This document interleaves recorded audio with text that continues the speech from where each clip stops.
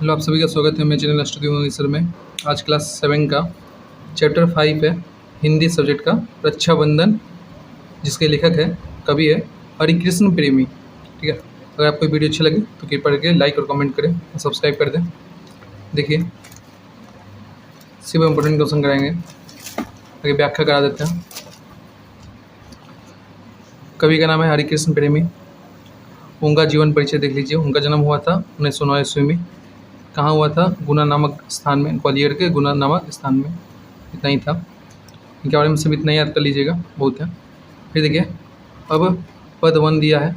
पहला वो जो दिया है आपका सारांश, बहन बांध दे रक्षाबंधन, मुझे समर में जाना है, अब के गन गर्जन में रन का भीषण छिड़ा तराना है, दे आशीष जननी के चरणों में यह शीश चढ़ाना है, बहन पूछ ले अश्रु गुलामी का यदि दुख मिटाना है, अंतिम बार बांध ले राखी, कर ले प्यार आखिरी बार, मुझको जालिम ने फांसी की डोरी कर रखी है तैयार। तो बहन समर में जा रहा है। समर का मतलब होता है युद्ध। आपका युद्ध में जा रहा है तो वो अपना बहन को बोलता है आखिरी बार बांध लो। देखिए, इसका शब्दार्थ देख लीजिए। समर का मतलब होता है युद्ध, गन गर्जन मीन्स मेघ का गर्जना, भीषण मीन्स भयंकर, रन मीन्स युद्ध, जालिम या अविध, और जालिम मीन्स दुष्ट, शत्रु, चालबाज, जो भी बोल सकते हैं। आशीष मीन्स आशीर्वाद और शीश मीन्स मस्तक। ठीक है, संदर्भ देख लीजिए। प्रस्तुत अंश रक्षाबंधन कविता से उद्धृत है। इसके कवि हरिकृष्ण प्रेमी है। प्रसंग है, इस अंश में कवि ने स्वतंत्रता संग्राम में जाने के लिए प्रस्तुत नवयुवक के मन की आत्म बलिदान को भावना का मार्मिक चित्रण किया है। ठीक है, अब व्याख्या देखिए। स्वतंत्रता के पूर्व लिखी गई इस कविता में एक नवयुवक भाई अपनी बहन से कह रहा है। तो स्वतंत्रता मतलब 15 अगस्त 1947 से पहले की बात है।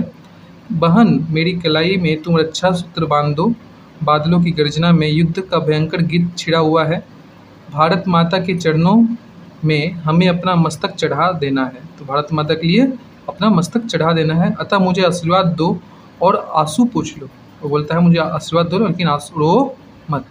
मुझे भारतवर्ष की पराधीनता की पीड़ा को दूर करना है। बलिदान के लिए भाई कह रहा है कि अंतिम बार मुझे राखी बांधकर प्यार कर लो, क्योंकि अनुयायी दुश्मनों ने मुझे सूली पर चढ़ाने के लिए फांसी की रस्सी तैयार कर रखी है। तो दुश्मन यहाँ पर जो बोला जाता है अंग्रेज को, ठीक है, वो तैयार है उनको फांसी पर चढ़ाने के लिए। तो अपना भाई बोल रहा है उसको कि अंतिम बार मुझे राखी बांध दो। अब दूसरा लाइन देख लीजिए। जिसने लाखों ललनाओं के पूछ दिए सिर के सिंदूर, गड़ा रहा कितनी कुटियाओं के दीपों पर आंखें क्रूर, वज्र गिराकर कितने कोमल हृदय कर दिए चकनाचूर, उस पापी की प्यास बुझाने बहन जा रहे हैं लाखों सूर। अपना शीश कटा जननी की जय का मार्ग बनाना है, बहन बांध दे रक्षाबंधन, मुझे समर में जाना है। ठीक है, अब व्याख्या फिर देखिए। इसका आपका शब्दार्थ यहाँ पर है। व्याख्या है, प्रस्तुत अवतरण में कवि अंग्रेज शासकों के अत्याचारों और उनकी क्रूरता का चित्रण किया है। भाई अपनी बहन से कह रहा है कि अंग्रेज शासकों ने अनगिनत हो गया युवतियों के सिर का सिंदूर पोंछ दिया है। तो जो अंग्रेज लोग हैं, कितने लोगों को विधवा कर दिया गया है, ठीक है, कितनी स्त्रियों को विधवा कर दिया गया था वो अगर युद्ध में गया तो। उनके पति की हत्या कर उन्हें विधवा बना दिया। अनेक झोपड़ियाँ के दीपकों पर अपनी निष्ठुर आंखें गिरा रखा है। वज्रपात कर तथा भयंकर अस्त्र शस्त्र का प्रयोग कर ना जाने कितने नवयुवकों को खत्म कर दिया है। पापी अन्यायी शासकों की प्यास शांत करने के लिए देश के लाखों वीर नवयुवक प्रस्थान कर रहे हैं। सभी वीर पुरुष अपना मस्तक अपहरण कर भारत माता के विजय पथ को प्रशस्त कर बनाएंगे। इसलिए बहन मुझे राखी बांध दो, मैं रण क्षेत्र में जाने के लिए तैयार हूँ। ठीक है, तो इसमें आपके भाई अपने बहन को बतलाता है कि मैं युद्ध में जाने के लिए तैयार हूँ। फिर पद नंबर 3 नंबर देखिए। बहन शीश पर मेरे रख दे स्नेह सहित अपना शुभ हाथ।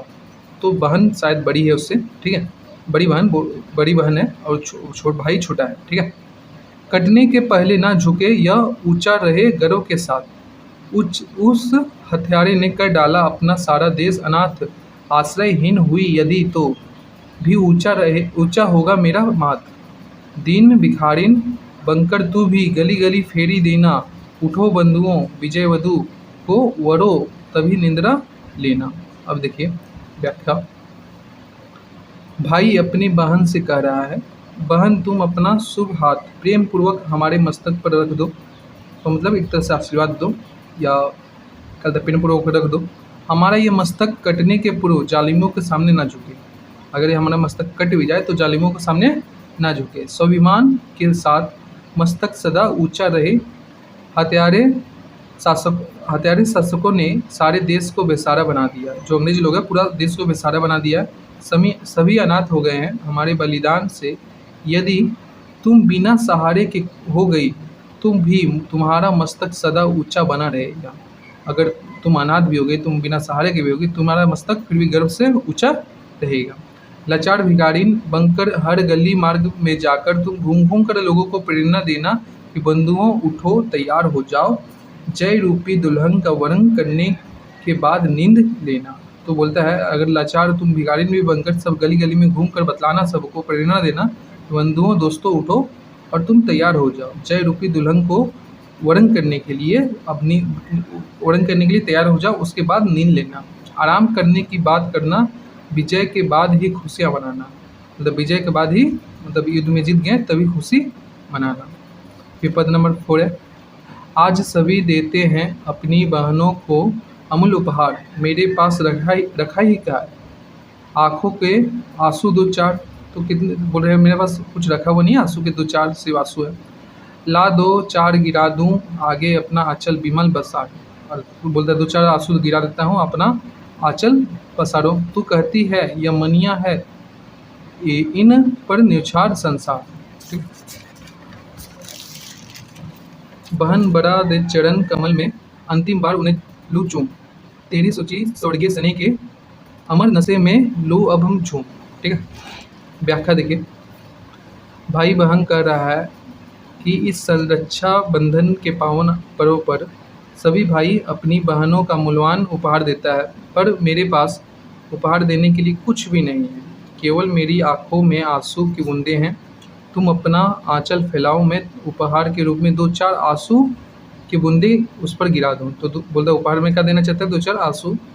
ठीक है। तुम तो कहती हो कि यह आंसू रत्न के समान अमूल्य है, इन आंसुओं पर संसार समर्पित है। बहन तुम अपने कमल के समान कोमल चरणों को बढ़ा दो, मैं अंतिम बार तुम्हें चूम लूँ। तुम्हारे पवित्र दिव्य प्रेम शाश्वत स्वाभिमान में मैं मस्त हो जाऊँ। तो भाई इसमें छोटा है। ठीक है। बड़ी बहन का वो प्रणाम करना चाहता है। फिर देखिए वस्तुनिष्ठ प्रश्न है, राखी कौन बांधती है, तो बहन लोग जानती है। भाई कहाँ जा रहा है, या सकता है आता है, तो समर में भी आई है। मूल रूप से इस कविता के श्रोता है देश प्रेम एवं संतृप्तता। या देखिए 4 ऑप्शन दे रखा है, इस तरह लिखना है। रक्षाबंधन के लिए भाई अपनी बहन को कौन सा उपहार देना चाहता है, ये पिछले साल आया है, तो इस बार भी शायद चांस है। तो ये आँखों के आंसू, दो चार आँखों के आंसू, याद रखिएगा। फिर है रक्षाबंधन कविता में किस अत्याचार की बात कही जा रही है, तो रक्षाबंधन कविता में अंग्रेज शासकों के अत्याचार के बात कही जा रही है। अन्यायी शासकों ने लाखों युवतियों को विधवा बना डाला, हमारा देश बेसहारा बना दिया। ये भी कर लीजिएगा। आश्रयहीन होने पर बहन का माथा ऊंचा कैसे होगा, देख लीजिए। आश्रयहीन होने पर भी बहन का माथा इसलिए ऊंचा होगा कि उसका भाई मातृभूमि की आज़ादी के लिए देश को जालिमों के अत्याचार से बचाने के लिए आत्म बलिदान कर दिया, मतलब शहीद हो गया। देश के नवयुवक वीरों का देश पर मिटने के लिए अलग जगाने का उसे अवसर मिल जाएगा। ठीक है। बहन भाई के उपहार को क्या कहती है, भाई के उपहार आंसुओं की बूंदों को बहन मनियों का भांति बहुमूल्य बताती है। मनी मतलब जानते हैं ना, मनी मीन्स रूबी टाइप का, उसके जैसा बहुमूल्य बताती है आंसू को, क्योंकि उन मनियों पर संसार न्यौछावर हो जाता है। ये भी इम्पोर्टेंट है। भाई अमर नशे में कब झूमने की कामना करता है? तो भाई रणक्षेत्र में आत्म बलिदान करने के लिए प्रस्थान की तैयारी कर रहा है। वह अपनी बहनों को उपहार के रूप में आँखों के आंसुओं को देना चाहता है। उसी समय वह बहन से कहता है कि बहन अपने चरण कमल बढ़ाओ, मैं उन्हें चूम ले लूँ। उसी समय भाई उसके पवित्र स्नेह से अमर नशे में झूमने की कामना करता है। ठीक है। फिर रक्षाबंधन कविता के मूल सार अपने शब्दों में लिखिए, ये इम्पोर्टेंट है। ठीक है। प्रस्तुत कविता में कवि ने देश के नवयुवकों को गुलामी की जंजीर तोड़ देने के लिए तथा सहर्ष बलिदान कर देने के प्रेरणा दी है। आज़ादी की लड़ाई में जाने से पूर्व भाई बहन से कह रहा है कि उसे समर में जाना है, इसलिए वह उसे राखी बांध दे, आशीर्वाद दे कि वह भारत माता के चरणों पर आत्म बलिदान कर दे। आत्म बलिदान मीन्स अपना समर्पण, अपना जीवन समर्पण कर दे। जिस अन्यायी शासकों ने देश को वीरान तथा अनाथ बना दिया है, उनकी प्यास बुझाने के लिए देश के लाखों वीर नवयुवक विजय पथ पर जा रहे हैं। बहन उसके मस्तक पर हाथ रख दे, जिससे उसका मस्तक कभी झुके नहीं।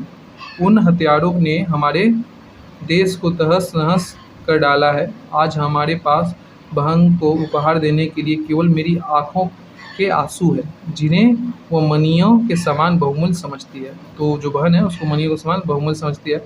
भाई प्रस्थान करने के पूर्व बहन के चरण छूकर उसके पवित्र स्नेह में झूमना चाहता है। ठीक है, चरण छूकर झूमना चाहता है। इस कविता के माध्यम से आप कैसे कह सकते हैं कि स्वतंत्रता के पूर्व लिखी गई थी? जिन पंक्तियों से यह स्पष्ट होता है कि उन्हें लिखें, तो इस तरह देख लीजिएगा। ठीक है, इस कविता को पढ़ने से स्पष्ट होता है कि यह कविता स्वतंत्रता के पूर्व लिखी गई है। निम्न पंक्तियों में स्पष्ट है, जैसे यह पूछ ले अश्रु गुलामी की यदि दुख मिटाना है, तो गुलामी का मतलब ही होता है आपका स्वतंत्रता से पहले का। ठीक है, गुलामी का मतलब उसे हत्यारे ने विमान से लेकर तेरा माथा। तो यहाँ भी आपको बतला रहा है कि स्वतंत्रता के पूर्व बतलाया जा रहा है।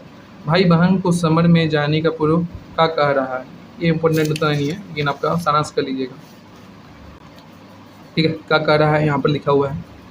फिर हमारा देश कब और किस प्रकार अनाथ हो गया, ये जानते ही है। हमारे देश जब पराधीन था, मतलब गुलाम था, तो अत्याचारों अंग्रेज़ों से यहाँ के शासक थे, यहाँ के शासक अंग्रेज थे, और किस तरह अनाथ हुआ है इतना इम्पोर्टेंट नहीं है। अपना शीश कटा जननी की जय का मार्ग बनाना है, एक बार देख लीजिएगा। ठीक है, इसका आंसर ये है।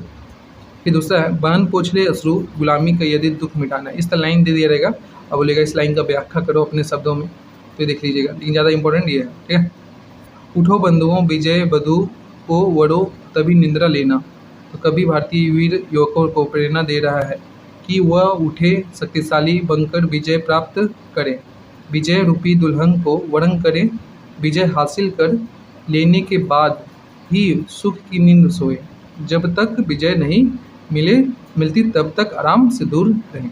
ठीक है, और ये देख लीजिए, रक्षाबंधन कविता के कवि ने देश के नवयुवकों को शिक्षा दी, तो ये आपका फाइनल में आ सकता है, देख लीजिएगा। ठीक है, फाइनल में आ सकता है, जैसे यहाँ पर दिया गया है। ठीक, इसका आंसर इधर है, यहाँ तक। फिर है भाषा बोध, इस तरह से क्वेश्चन दिया रहेगा। देखिए, वाक्यों पर प्रयोग करें, शब्दों को अर्थों का में अंतर लिखें, तो ये सब आपका सॉल्व करा दे रहे हैं। देखिए, वाक्यों में प्रयोग कीजिए। तो भीषण, युद्ध में भीषण अस्त्रों का प्रयोग होता है, वाक्य बदल गया। क्रूर शासकों ने देश पर जुल्म ढाया है, तो वाक्य हो गया। चकनाचूर, नौकरी ना मिलने पर उसके सपने चकनाचूर हो गए। विमल जल पीने लायक होता है। ठीक है, आंचल, वह आंचल फैलाकर दया की भीख मांग रही थी। ठीक है, शब्दों के अर्थ में अंतर बताइए। तो स्नेह छोटों से, तो बच्चों से स्नेह, स्नेह का मतलब क्या होता है? बच्चों से प्रेम। प्यार, तो प्यार का मतलब होता है प्रेम, लोगों से प्रेम। अमूल्य, अमूल्य का मतलब होता है बेहद कीमती, आगे मतलब बतलाना है उसका, फिर उसका एक बतलाना है। कोहिनूर हीरा अमूल्य है, जैसे में भी लिखना है आपको। ठीक है, बहुमूल्य, तो बोले थे अमूल्य मीन्स बहुत कीमती, बेहद कीमती, और बहुमूल्य मीन्स कीमती।